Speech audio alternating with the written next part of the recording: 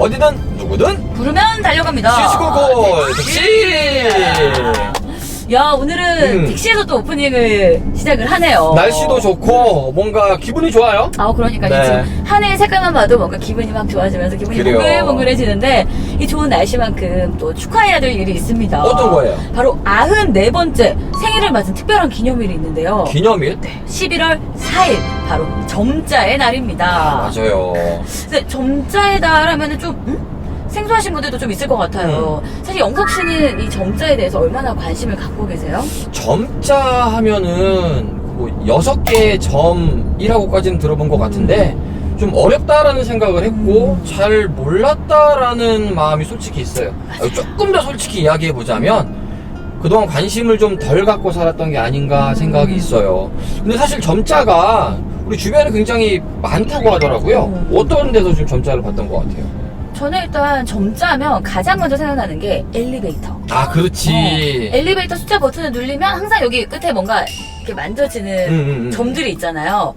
요 점자를 본 거랑 지하철, 뭐 KTX 뭐 이런 대중교통들을 이용할 때도 점자가 지금 있구나라는 거를 간간히 느꼈던 것 같아요. 뭐 공공기관 이런 데 가면 뭐 촉각지도 해가지고 점자로 지도도 있는 것 같기도 하고 산책을 하다 보면은 왜 보도블럭에 이렇게 점자 블럭이 이렇게 있잖아요. 그 노란색 그거. 그렇죠. 네. 우리 시각장애인분들을 위한 거라고 하는데 생활에 가깝게 있는 것 같구나 생각이 들면서도 이야기해보자고 하면은 또 어디 있었지라고 잘 모르게 되는 게 현실인 것 같아요. 맞아요. 대부분 저희랑 좀 비슷하실 것 같아요. 근데 이 점자라는 게 누군가에게는 언어이고 소통 수단이잖아요. 그렇죠. 근데 너무 우리가 무관심하게 지낸 게 아닌가라는 생각도 좀 하게 되는 것 같아요. 그래요. 우리가 10월을 맞이해서 한글날 특집으로 지난달에 꾸며봤잖아요. 네. 이번에는 점자의 날 말씀하신 대로 점자는 어떤 건지 우리가 오늘 한번 좀 배워보는 시간을 가지면 좋을 것 같고 네. 더불어서 시각장애인 분들이 우리 지역에도 꽤 많다고 합니다. 이분들은 또 네. 어떤 생활을 하고 계신지 네. 그 이야기도 우리가 특별한 손님을 모시고 이야기해보도록 하죠. 네, 특별한 손님 만나러 떠나보겠습니다. 갑니다.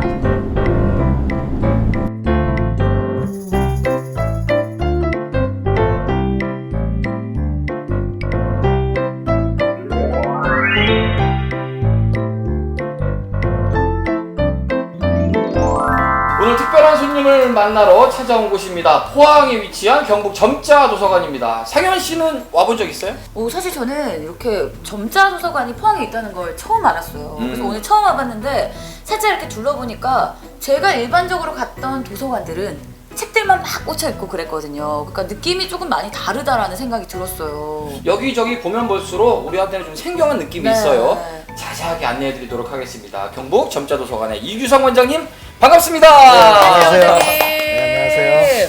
네. 야, 아니 근데 이 포항에 있는 경북 점자 도서관이 이 경북에서 유일한 도서관이라고 들었거든요. 네, 그렇습니다. 이 도서관 소개 좀 부탁드릴게요.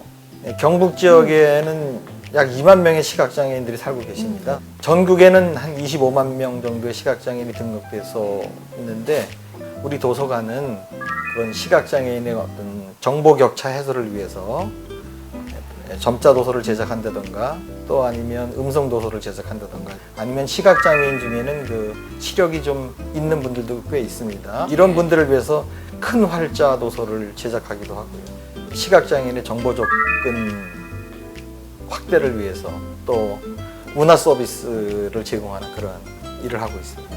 그러면 어떻게 분류가 돼요? 이 서적들은, 책들은요? 시각에 문제가 있다 보니까 촉각과 청각을 이용해서 도서를 접할 수밖에 없습니다. 그래서 촉각을 이용한 도서로는 점자 도서가 대표적인 거고요. 또 지도라든가 그래프라든가 어떤 동물 모형이나 사진 모형 같은 거를 촉각을 이용해서 접할 수 있도록 만든 촉각 도서도 있습니다. 음성을 들어보니까 관장님 음성으로 도서내도 잘 될 것 같다 생각이 드는데 진짜. 해보셨나요?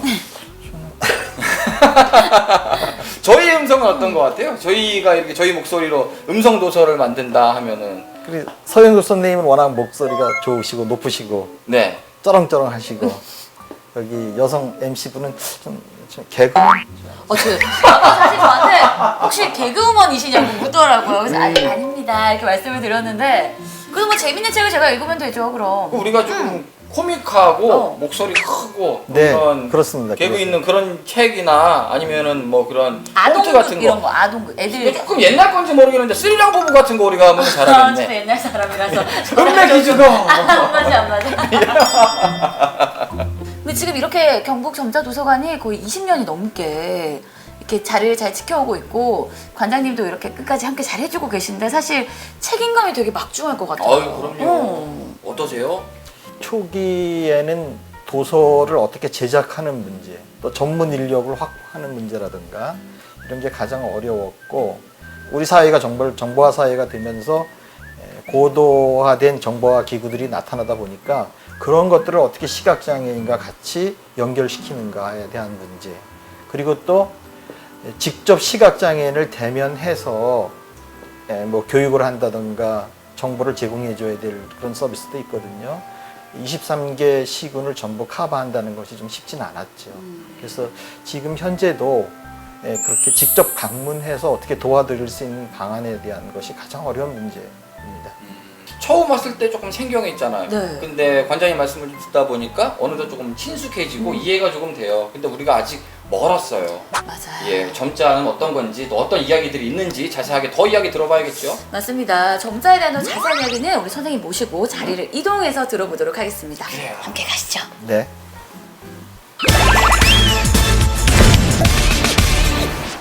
조금 더 많은 이야기를 저희가 나누기 위해서 자리를 옮겼습니다. 사실 점자도서관이요 바쁘더라고요. 그러니까요. 네, 많은 자원봉사자분들이 오셔서 음성도서도 녹음을 하고 또 점자 도서도 만들고 하기 때문에 저희가 오랜 시간 동안 자리를 뺏을 수가 없어서 카페에 또 자리를 옮겼습니다. 네. 저희가 점자에 대해서 조금 더 많은 이야기를 우리 관장님과 나눠보고 싶어서 여기까지 오게 된 거잖아요. 그래요. 근데 저희가 오프닝 때 또 말씀드렸다시피 올해로 94번째 생일을 맞았다고 들었어요. 이 네. 점자의 날이. 근데 관장님 사실 저는 점자의 날 좀 되게 낯설거든요. 어떤 날인가요? 1926년도에 한글 점자가 만들어졌습니다. 그러니까 원래 그 점자는 그 프랑스에서 처음 만들어졌고요. 지금 우리가 사용하고 있는 육전식 점자인데 그게 1829년도입니다.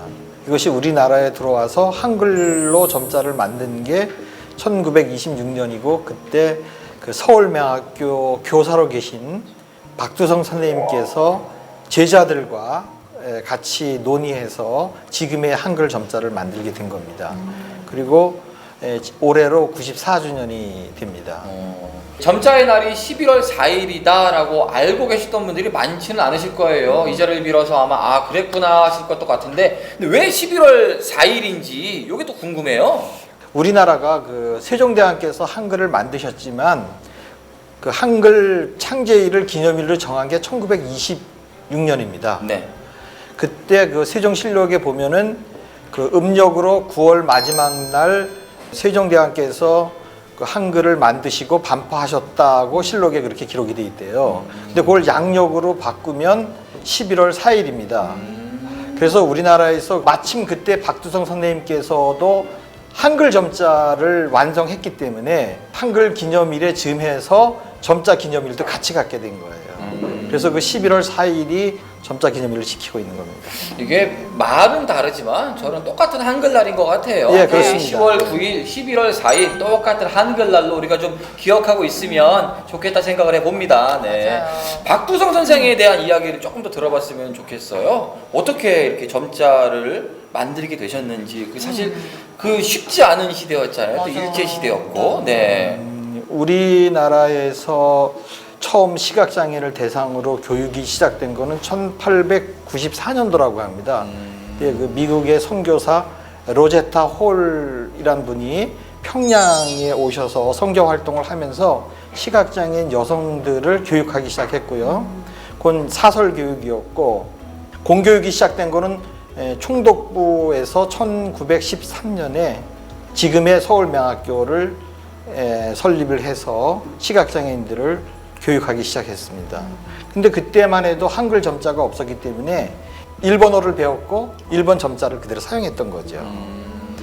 근데 그것에 대해서 당시 그 교사였던 서울명학교 교사였던 박두성 선생님이 안타깝게 생각해서 우리가 엄연히 한글이 있는데 시각장애인도 한글 점자가 있어야 된다라는 것 때문에 그런 어떤 사명감을 갖고 노력을 하셨고 일부 그 총독부에서 반대하는 압력도 있었다 그래요. 근데 그것을 뚫고 제자들과 같이 합심해서 지금의 한글 점자를 만드시게 된 겁니다. 그래서 오랜 기간 동안 점력을 하시다 보니까 박두성 선생님 시력이 상당히 나빠지셨답니다. 그래서 나중에는 거의 시력을 상실하셨던 실명까지 이르셨던 얘기가 있고요.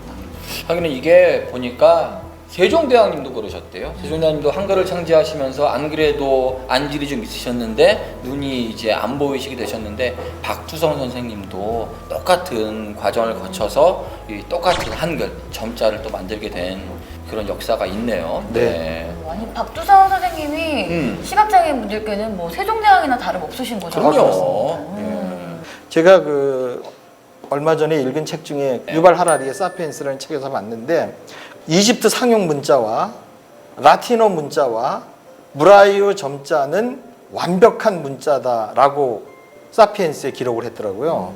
그래서 그게 무슨 소린가 보니까 문자는 소설이나 시를 쓸 수 있어야 하고 숫자도 쓸 수 있어야 하고 그것으로 악보도 쓸 수 있어야 된다라고 그렇게 되어 있어요. 근데 이집트 상용 문자나 라틴어는 글과 숫자와 악보를 다 쓸 수 있는 문자라는 거죠. 그리고 점자 또한 마찬가지로 모든 종류의 문자를 다 사용할 수 있기 때문에 전 세계에서 완벽한 문자는 이집트 상용 문자와 라틴어 문자와 브라이어 점자가 있다라고 그렇게 되어 있더라고요. 저도 깜짝 놀랐습니다. 야, 아니 이 점자의 역사를 쭉 들어보니까 푹 빠지네요. 그러니까요. 이게 생각보다 굉장히 재미가 있어요. 아시는 게 굉장히 많으시네요, 원장님. 예. 저희보다 책 훨씬 더 많이 읽으실 것 같아요. 네, 진짜. 아이고 대단하십니다. 사피엔스 예. 저도 약간 몇 장 읽다가 덮은 책인데 어려워가지고 선생님 덕분에 굉장히 많이 알고 가는 것 같은데 선생님도 그럼 이렇게 점자 책이나 이런 것들을 많이 접하고 많이 읽으시겠어요? 그렇죠. 점자가 나타남으로 해서 시각장애인들에게 있어서는 지식교육이 가능해졌다고 생각해요. 만약에 일반 문자를 양각시켜서 썼다면은 그 가동력이 좀 떨어지기 때문에 교육을 받기에는 좀 어려움이 있지 않았을까 생각이 듭니다. 그래서 시각장애인의 지식교육이 가능해진 게 아닌가 점자를 통해서. 네, 그래요. 점자의 날 94돌이에요. 근데 올해 코로나 여파 때문에 많은 시각장애인 분들께서 생활하시는데 힘든 부분이 있지 않을까라는 생각이 좀 많이 들거든요. 시각장애인은 촉각과 청각을 통해서 세상을 알아가죠. 저도 마찬가지고요. 네. 어디 나들이를 간다든가 그러면은 다른 사람의 도움을 받아서 다시 말해서 생활 거리두기를 할 수가 없는 거예요. 손을 잡는다든가 팔을 잡는다든가 해야 되고 또 마스크를 항상 착용해야 되잖아요. 근데 시각장애인이 상대와 처음 교감을 할 때 상대의 말소리를 듣고 그 사람에 대한 인상 차기를 결정하는 거거든요. 네. 첫 인상이 결정되는 거죠.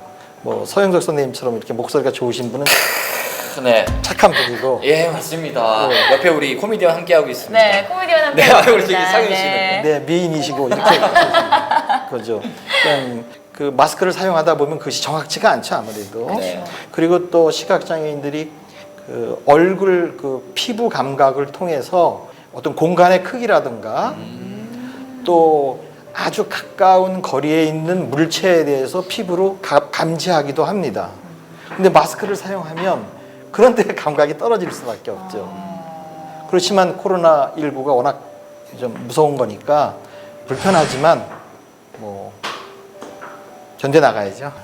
심지어 요새는 그 향균 필름이라 그래서 이게 엘리베이터 탈 때에도 다 이렇게 필름을 부착해 놨잖아요. 그러다 네. 보니 시각장애 분들이 층수를 누르거나 할 때 불편함들도 요새는 더불어 있을 것 같아요. 그죠? 점자가 정확히 감지되지 않으니까 네. 어려움이 있고 건축법에 보면은 장애인 편의 시설을 큰 건물에는 하도록 돼 있거든요. 네네. 그러면 그런 데는 그 건물의 그 시설 내용을 그 촉각으로 이렇게 표시하도록 돼 있어요. 혼자 다닐 때에는 어려움이 있으니까 난간을 손으로 이렇게 잡고 다녀야 되거든요. 좀 불안하고 네. 아무래도 그렇죠. 여러 불편함이 있는 요즘인 것 같습니다. 그래도 관장님 이렇게 점자가 만들어지면서 우리 시각장애인 분들의 삶에 굉장히 많은 변화를 주지 않았나라는 생각이 들거든요. 네, 그렇죠. 네. 자립과 사회화에 많은 도움을 준 거죠. 그래서 시각장애인들도 좀 전문 직종에 종사할 수 있게 되었고, 시각장애인 교사라든가 공직에 근무하는 시각장애인들도 있고, 이렇게 전문 직종에 종사하는 시각장애인들이 점차 늘어나고 있습니다. 그 첫 시각장애인 판사도 또 임명이 됐었잖아요. 네, 그렇습니다. 네, 그런 거로 봤을 때는 이게 꼭 필요한 게 아닌가 생각이 들면서도 한편으로는 많은 분들이 대다수의 시각장애인분들이 점자를 이용하지 못하고 있는 현실은 또 한편으로는 더 열심히 알리고 배우고 조금 더 노력을 해야겠다라는 생각이 들기도 합니다. 우리나라 그 시각장애인 실태를 보면은요, 40세 이후에 실명하는 경우가 한 70% 정도 됩니다. 그러니까 점자를 충분히 사용하지 못하는 분들도 많이 있죠. 그래서 이분들은 주로 음성 대체 자료를 사용하게 되는 겁니다. 아무래도 뭐 음성 대체 자료 이런 것들은 사실 우리가 지금 정보화 시대에 살고 있으니까 많은 정보들을 빠르게 우리가 받아들이기에는 참 좋은 조건이잖아요. 시각장애인 분들을 위한 이 정보 복지 수준이나 이런 부분들도 좀 궁금해요. 잘 되어 있는 편인가요? 우리 사회가 아주 급속히 정보화 사회로 발전했습니다. 네. 컴퓨터라든가 모바일이라든가 뭐 이런 것들이 급속히 늘어나기 시작했죠. 근데 시각장애인이 컴퓨터를 사용하려면은 컴퓨터 모니터에서 처리되는 정보를 음성으로 전환해주는 스크린 리더라는 음성 재생 소프트웨어가 필요합니다. 네. 그래서 시각장애인들 그걸 통해서 공부도 하고 정보에 접근을 하게 됩니다. 방금 전에 말씀하신 그 판사 공부하신 그 최연 선생님도 그런 스크린 리더 그 소프트웨어를 통해서 공부를 많이 하셨다 그러더라고요. 엄청난 양의 책을 점자로만 볼 수 없으니까 스크린 리더를 이용한다면 훨씬 더 손쉽게 정보 접근이 가능해진 거죠. 근데 이게 이 소프트웨어가 현재 100만 원 정도 합니다. 대단히 개인이 구입하기엔 비싸죠. 좀 비싸네요. 그래서 이제 정부에서 1년에 한 200명 내지 300명에게 지원해주고 있긴 합니다. 네. 근데 우리나라에는 약 25만 명의 시각장애인이 있어요. 2003년부터 현재까지 지원해준 인구가 약 8천 명 정도. 25만 명에 8천 명이면 매우 말도 안 되네요. 그러니까 엄청나게 시각장애인들이 그 어려움을 갖고 있는 거고, 개인이 구입하기에는 100만 원 너무 비싸죠. 아니 그래서 우리 관장님이 그분들을 위해서 특별한 걸 만드셨다면서요. 그러한 문제점이 있다 보니까 저희 도서관에서 그 사회복지 공동모금회라고 있습니다. 네네. 거기에 이제 시각장애인 1인 1 스크린 리더 갖기 공모를 저희가 했었어요. 그리고 프로포저를 해서 사회복지 공동모금에서 3년 장기 사업으로 5억 원을 지원받아서 시각장애인들에게 스크린 리더를 무료로 보급하는 그런 사업을 실시하게 되었습니다. 그래서 2019년 2월부터 저희가 그 스크린 리더 개발이 완료돼서 보이스 위드라고 이름을 붙였습니다. 이름이 보이스 위드예요? 네, 보이스 위드라고 명명을 해서 지금 현재 무료로 보급하고 있습니다. 어떤 그럼 역할을 하는 거예요? 보이스 위드는? 시각장애인 컴퓨터를 사용할 때에 네. 보이스 위드 소프트웨어를 컴퓨터에 설치하면 네네. 컴퓨터에서 처리되는 정보를 음성으로 다 읽어주는 거죠. 그래서 워드를 할 때든 아니면 인터넷도 할 수 있고 네. 쇼핑도 할 수 있고 또 공부도 할 수 있는 거죠. 그래서 이 컴퓨터를 사용해서 할 수 있는 모든 것을 할 수 있다고 보시면 됩니다. 스마트한 쇼핑 검색, 가격 비교 사이트, 링크 주메뉴 바로 가기. 시각 장애인 일자리 창출 어르신 건강 증진 효도 안마 사업 참여 신청서. 사이버 국가고시센터 선택형 문제 /정답. 문 1점. 템밑줄 진 단어의 품사를 같은 것끼리 묶은 것은 물음표. 이렇게 보시면 됩니다. 시각장애인이 축구장에 가면 장애인인데 네. 컴퓨터 앞에 가면 유능한 네티즌이다. 그래서 좀 컴퓨터 하시면서 밤에 퇴근 후에는 악플도 좀 쓰시고 그렇죠. 채팅도 하고 유능한 채팅도 애들이 하고, 되어서. 예. 결혼하신 분도 있는 걸로 알고 있어요. 네네. 그 보이스 위드로 해가지고 결혼하신 분이 있다고요? 채팅이 가능합니다. 아, 채팅으로? 만남이 성사된 거예요? 그렇죠. 어머, 이거 대박이다. 아. 얘기하시면서 약간 입가에 미소가 이렇게 싹 올라가셨는데. 뭔가 흐뭇한 이야기인 거죠. 다만 못하는 건 네. 그런 텍스트를 음성으로 전환해 주긴 하지만 사진을 설명한다던가 영상을 설명한다 이거는 뭐 안 되는 거죠. 네, 그렇습니다. 네. 야, 그럼 이 보이스 위드가 생겨나면서 시각장애인 분들은 엄청 세상을 보는 눈이 넓어진 거네요? 생활의 변화가 오죠. 완전 생활이 달라졌네요? 경제적 부담을 경감할 수 있는 거죠. 네. 100만 원씩 주고 사기는 너무 어렵잖아요. 그러면은 이 보이스 비드는 무료로 누구나 다 쓸 수 있는 거예요? 예, 저희 점자도서관 홈페이지에 들어오시면 네. 다운로드 할 수 있고요. 또 시각장애인 그 대표 커뮤니티 넓은 마을이라고 있어요. 거기서 다운받으실 수도 있고 야. 또 저희한테 연락 주시면 CD로도 저희가 소프트웨어를 보내드리기도 하고 교재도 보내드리고 또 저희 홈페이지에는 이제 그에 따른 교육 자료도 있고 그렇습니다. 시각장애인 분들한테는 진짜 희소식일 것 같아요. 비싸서 구매하지 못했던 분들은 우리 관장님께 연락만 드리면 되는 거네요. 그죠? 실제 반응이 궁금하네요. 아마 우리 지역에도 마찬가지일 거고 많은 분들이 보이스 위드 사용하실 것 같은데 뭐라고들 얘기하세요? 하긴 뭐 결혼까지 했으면은 뭐 말 다 했지 근데. 문제는 IT 환경은 늘 변하잖아요. 네네. 그래서 우리가 스마트폰도 늘 업데이트해야 되고 심지어는 내비게이션도 업데이트를 해줘야 되잖아요. 계속해서 바꿔주지 않으면 뭐 2, 3년 지나면 사용할 수 없게 되죠. 업그레이드를 안 해주면은. 사회복지 공동모금의 지원을 받아서 스크린 리더를 개발하긴 했지만 향후에 업그레이드 할 수 있는 지원 비용 문제 네. 이런 게 고민이고 그것이 제대로 되지 않으면은 상당히 또 시각장애인들한테는 많은 실망을 주지 않을까 뭐 그런 걱정이 있습니다. 이게 비단 보이스 위드만의 문제가 아니라 그러면은 스크린 리더도 또 고가고 하면은 사실 이 부분은 앞으로 정책적인 면으로도 좀 많은 변화들이 있어야 되지 않을까라는 생각도 평소에 하실 것 같아요. 현대를 살아가는 누구나 이 정보화 사회에서 정보화 기기를 사용하지 않고는 사회생활이라든가 직업이라든가 뭐 심지어는 교육이라든가 뭐 가정생활도 어려울 겁니다. 그래서 시각장애인에 있어서도 이 스크린 리더는 대단히 중요한 정보화 도구인데 그에 대한 대책이 아직 좀 미비한 상황이에요. 그래서 앞으로 국가가 좀 책임을 지고 지원해주는 이러한 제도가 좀 마련이 돼 있으면 좋겠습니다. 이게 말씀을 들어보니까 선택제가 아니고요 필수제네요. 시각장애인 분들에게는 필수제이니만큼 진짜로 좀 고민해볼 여지가 분명히 있는 것 같고요. 지원이 꼭 필요하지 않을까 생각을 해봅니다. 네. 근데 요즘은 왜 그렇잖아요. 뭐 어른, 아이 할 것 없이 영상 제작물, 특히 너튜브 같은 것들을 굉장히 많이 보는데 우리 시각장애인 분들에게는 이 너튜브 같은 영상 제작물이 저작권 때문에 보는데 좀 어려움이 많으시다면서요. 현행 저작권법에서는 그 어문 저작물에 대해서 시각장애인들에게 허용해주고 있습니다. 책이라든가 이런 논문이라든가 이런 것들은 점자로 만들다든가 음성 도서로 만든다든가 이것이 허용되어 있는데 비어문 저작물, 뭐 영화라든가 미술 작품, 또 사진 이런 것들은 시각장애인들에게 저작권에 의해서 제공되지 않고 있어요.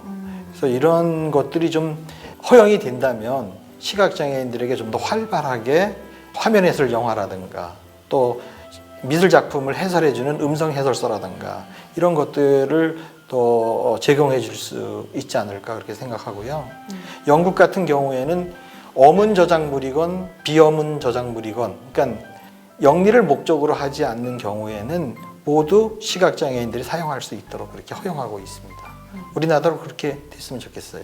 사실 어떤 차이가 날까 저희는 좀 궁금한 부분이 있거든요. 이 영상을 볼 적에 일반 영상에 대한 소리와 이 화면 해설에 대한 영상이 있을 적의 차이들이 굉장히 크게 차이가 나나요?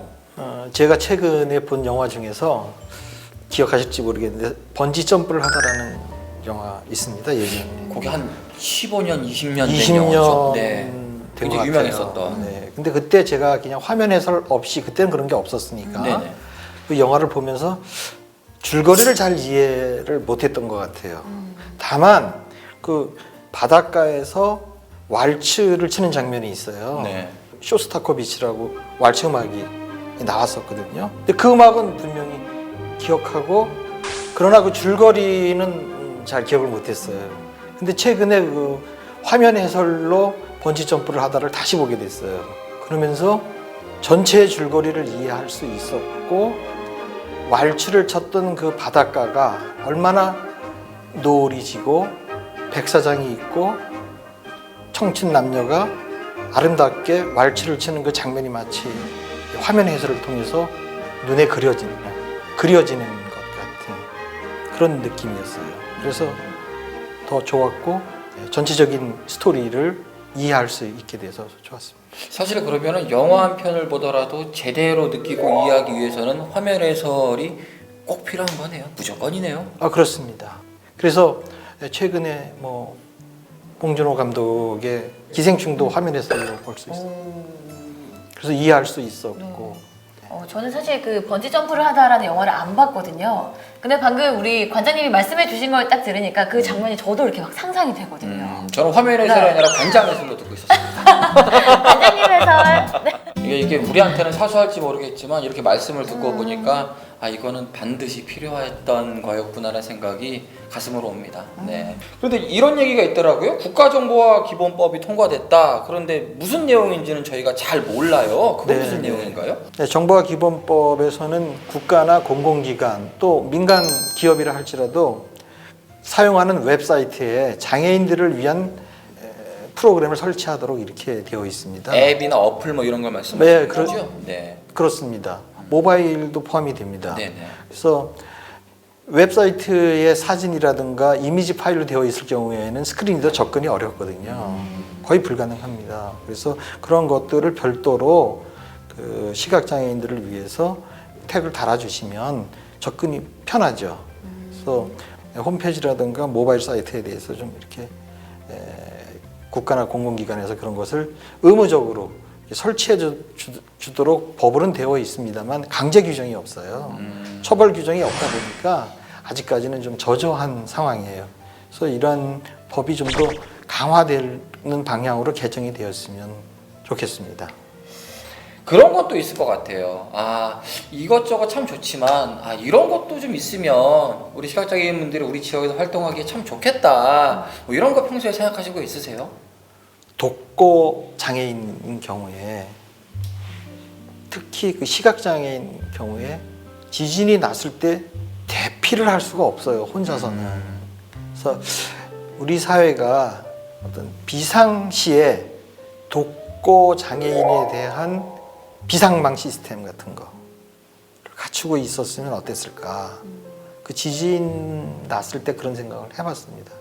그래서 저희가 직접 알고 있는 그 이용자분들한테는 직접 전화해서 확인도 하고 그랬었는데, 그건 뭐 연락해서 확인하는 정도이지 누군가가 와서 직접 대피시킬 수 있는 도움을 줘야 되거든요.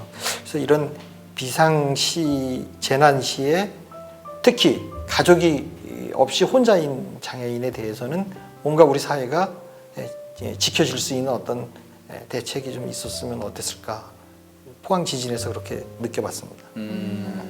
어쩌면 우리가 깜빡하고 있을 수 있는 1인치가 있는 거예요. 그 부분 우리가 못 느끼는 부분에 대한 이야기였던 것 같아요. 네.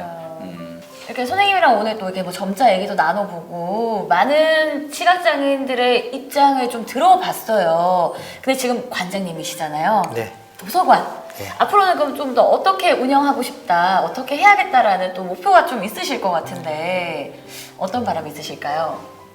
이제 우리 사회는 장애인들에 대해서 기초생활이라든가 복지 문제에 대해서는 어느 정도 해결이 되었다고 봅니다.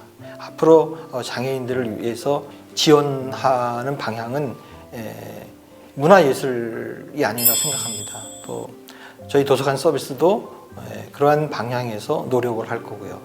장애인들도 이제는 좀 더 여유를 갖고 문화생활을 향유할 수 있는 그런 기회가 만들어지고, 문화행사 등에 장애인들이 자유롭게 출입할 수 있고 또 참여할 수 있는 기회가 많이 마련되었으면 좋겠습니다. 일상을 함께 하고자 한다는 말씀으로 들으면 좋을 것 같네요. 많은 분들이 함께. 네. 오늘 점자의 날을 맞아서 점자에 대한 이야기부터 쭉 들었잖아요. 어땠어요? 사실 제가 진짜 저희가 초반에도 얘기를 나눴지만 너무 관심 없이 바라본 것이 아닌가라는 생각이 들었어요. 이번이 왜 94번째 점자의 날이라고 했잖아요. 근데 저는 점자의 날이 있다는 것 자체를 오늘 알았거든요. 우리가 한글날을 되게 의미 있게 생각하는 만큼 점자의 날도 잊지 않고 기억을 해야겠다라는 생각이 들었고, 점자 도서관을 잘 운영해주고 계신 우리 관장님이 멋있다는, 대단하다는 생각을 다시 한번 하게 됐습니다. 자, 오늘 이야기 나누면서 저는요, 우리가 세 가지는 꼭 기억하고 살았으면 좋겠다 생각을 했어요. 첫 번째는 11월 4일 점자의 날이라는 거. 예. 그리고 두 번째는 훈맹정음, 점자를 만드신 분이 송암 박두성 선생님이라는 거. 세 번째는 우리 포항에 경북 점자 도서관이 있다는 거. 그리고 그것을 이용하시는 많은 분들이 우리와 함께 생활하고 있다는 거. 이 세 가지를 우리가 꼭 좀 기억했으면 좋겠습니다. 예. 모두 함께 좀 편안하고 즐거웠으면 좋겠어요. 앞으로도 많은 활동 부탁드릴게요. 말씀 잘 들었습니다. 네, 감사합니다. 감사합니다.